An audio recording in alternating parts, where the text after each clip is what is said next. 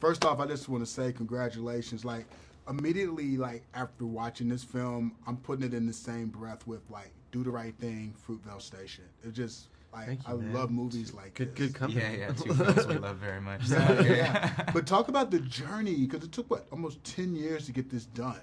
And I tell people all the time, you know, filmmaking's tough. You have to be persistent. It doesn't happen overnight. Here's proof positive right here, 10 years.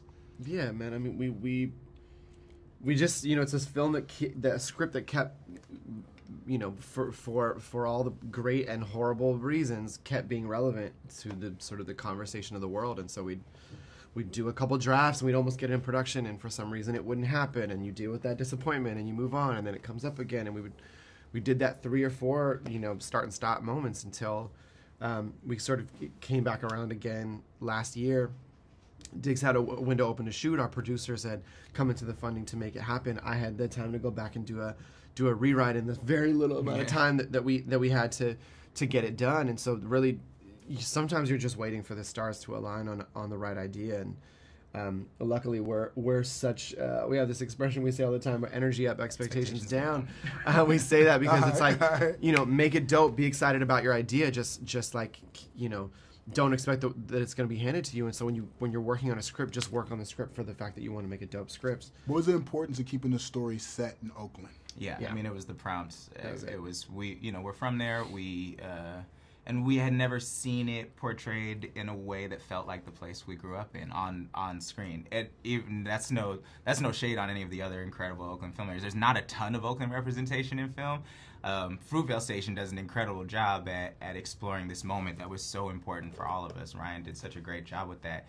It's so much a character study that we don't get to widen out and see the city as a character as much as we were hoping to do in our film. So that was the only thing we were trying to add to that conversation. That's already a very Oakland story. We wanted to really have the city be a character in the film. What was it like actually shooting there? Like, how were you embracing? What was the importance of just sticking true and staying in the community? There's just so much support, man. I think you wonder how it's gonna go. You know, you go home and you're like, all right, well, either everyone's going to be on board or everybody's not going to, not going to care. And what we ended up having was just like the best part of the Bay, just the outpour of love and support. And pick up the phone and like, we need 100 extras. Who can come?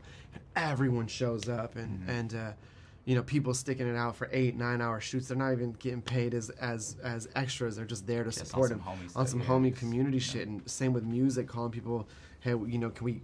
A lot of the music that we secured, we're calling friends who know the artists. Right, exactly. You know, and they're like, oh, I'll get them on the phone right now. They'll call you back. Here's their phone number. Just text them directly.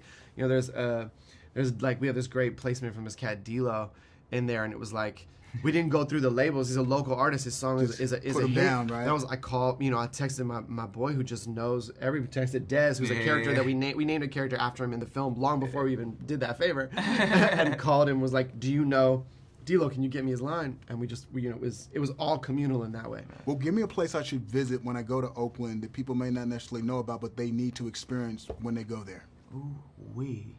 This is always such a hard question for us, both because there's so many places and because everything changes so quick that you never know what's still going to be there. I on the food side of things, I'd hit up Mexicali Rose right across the street from the jail, and it's like the oldest restaurant in Oakland. So that's great. Yeah, I would. I mean, just downtown Oakland, man.